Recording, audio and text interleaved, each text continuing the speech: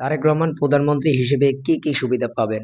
ত্রয়োদশ জাতীয় সংসদ নির্বাচনে জয়ের পর নতুন প্রধানমন্ত্রী হিসেবে শপথ নিয়েছেন তারেক রহমান। আর শপথের পর থেকেই মানুষের মনে একটি বড় প্রশ্ন, প্রধানমন্ত্রী হিসেবে তিনি মাসে কত টাকা বেতন পাবেন? আর কি কি সরকারি সুবিধা পান একজন প্রধানমন্ত্রী? এটা সকলেরই খুব জানার ইচ্ছে। যাই হোক, আপনাদের মনের ইচ্ছেটা আজকে আমি পূরণ করব। আমরা সহজ ভাষায় বলবো। চলুন শুরু করা যাক। ত্রয়োদশ জাতীয় সংসদ নির্বাচনে জয়ের পর শপথ নেন নবনির্বাচিত সংসদ সদস্যরা। এরপর বিএনপির সংসদীয় বৈঠকে তারেক রহমানকে সংসদ নেতা নির্বাচিত করা হয়। বিকেলে তিনি প্রধানমন্ত্রী হিসেবে শপথ গ্রহণ করেন। এখন আসি মূল প্রশ্নে, তারেক রহমানের বেতন কত? 2016 সালের সংবিধান আইনের ভিত্তিতে প্রধানমন্ত্রী মাসে 1,15,000 টাকা মূল বেতন পাবেন।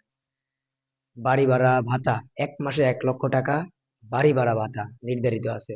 যদিও সাধারণ মানুষ এবং প্রধানমন্ত্রী সরকারি বাসভবনই থাকেন, দৈনিক ভাতা প্রতিদিন 3,000 টাকা দৈনিক ভাতা। বিমান ভ্রমণ সুবিধা, বিমানের ভ্রমণের ক্ষেত্রে 25 লক্ষ টাকার বিমা কভারেজ রয়েছে। স্বেচ্ছাধীন তহবিল, প্রধানমন্ত্রীর জন্য বরাদ্দ রয়েছে 1.5 কোটি টাকার স্বেচ্ছাধীন তহবিল। অন্যান্য সুবিধা, অফিস বাসা যাতায়াতের খরচ সরকার বহন করবে। বিদ্যুৎ গ্যাস পানি টেলিফোন সরকার দেবে। নির্দিষ্ট পারিবারিক ব্যয় ভাতা, বিনোদন খরচ সরকারি ভাতা হিসেবে প্রদান করবে।